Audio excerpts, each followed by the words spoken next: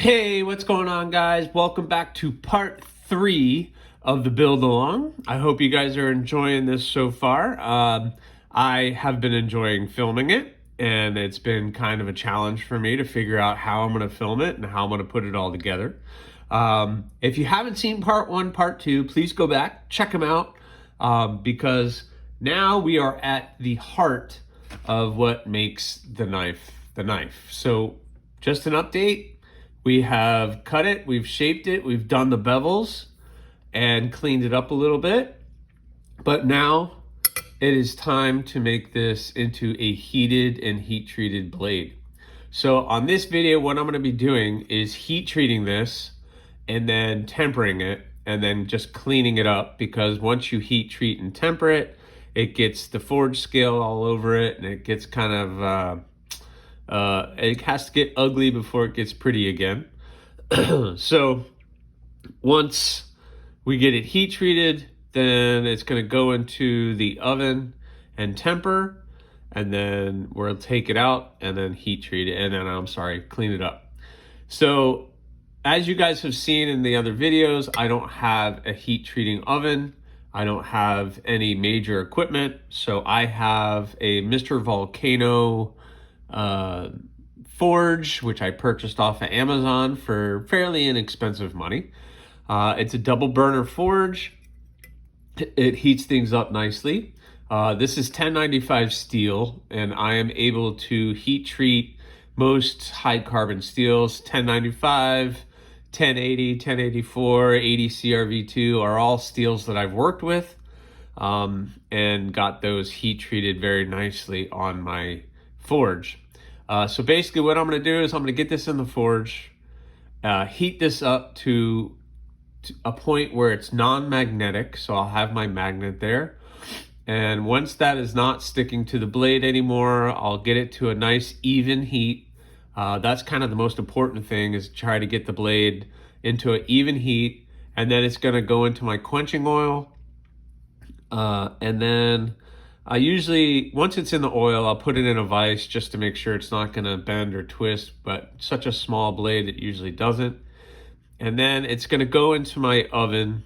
This is 1095, and based on the American Knife Makers website, I believe I got that right. I'll put that in the description. They have really great function with their steels that they sell, and they tell you all of the best ways to heat treat and temper your blade for whatever hardness that you're looking for. So I'm looking for around 60, 61 hardness on this, and basically they're saying at 400 degrees for 2 cycles, 2 hours, I should be about there. So that's what I'm going to do. And unfortunately, I don't have an oven in my shop, so it's going to have to go in the house, which I'm sure my wife will appreciate, as she always does. But so I'm going to be heat treating the 3, that pedal, this mini obsession, and this pedal as well. So I'm going to be heat treating all of them and getting that on.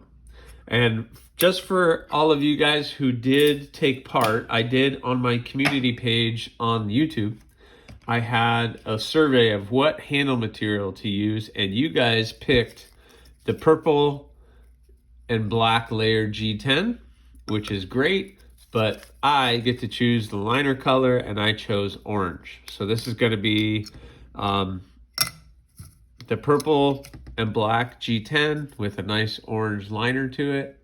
I think that's going to really make it look cool. So thank you for all of those who checked that out and voted. You picked a good one. So I'm going to do that one. And in case you want to know, the mini obsession is getting the pink and black. And the other pedal is getting the second place on that survey, which is the OD green my burlap micarta. So I'm going to be putting that on that one. So anyway, that's what we got going on today. Let's go ahead and get into it. All right, guys, I am all set up. I have the forge out, ready to go. I have my vices ready. This is what they're gonna go in the tempering oven in. It's just an aluminum that I did some cutouts. I like to do it vertically. The quench, it's early in the morning so I can get a good look on the blade. So this is my setup. So I'm gonna be firing this up, and the rest of it will be probably just fast motion. Hopefully you guys, I can get a good view so you guys can see everything. But all right, I just wanted to show you that. And if you have any questions about my setup, let me know. Here we go.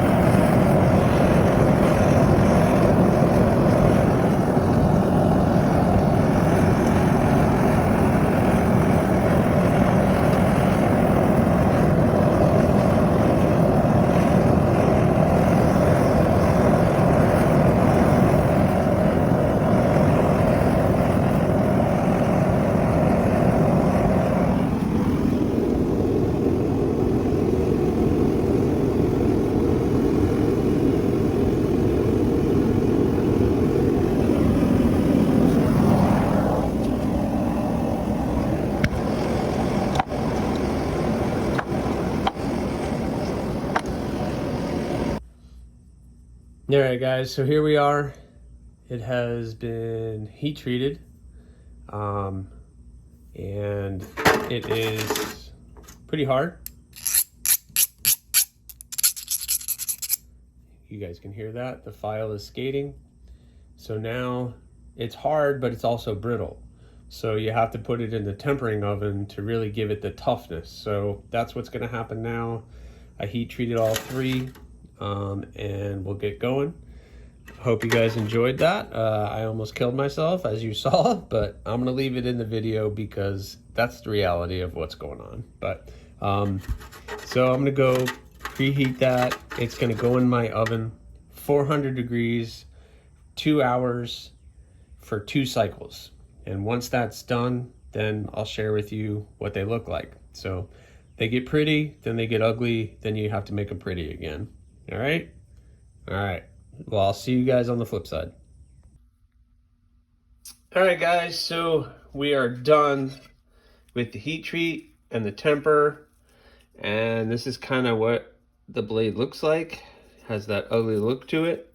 I did one pass on the grinder just so you guys could see that it will clean up nicely, but when you do that, this forge scale really gets in there, so it takes a lot to clean it all up.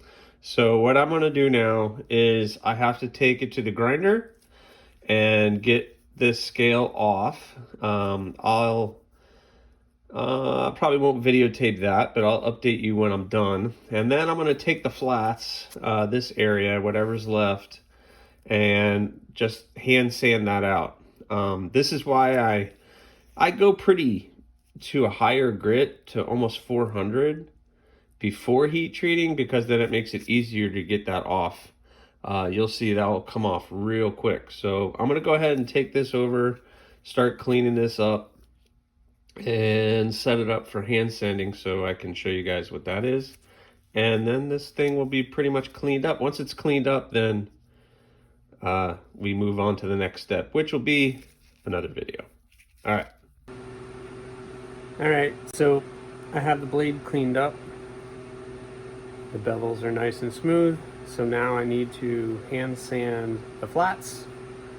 So I have my vise, just a 2x4, and we're gonna clamp it in and hand sand it. It's a pretty simple process, but one that takes time, and this is probably everybody's way to try to make a shortcut.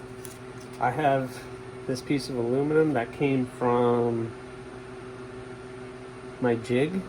So I did a video on how I customized that jig.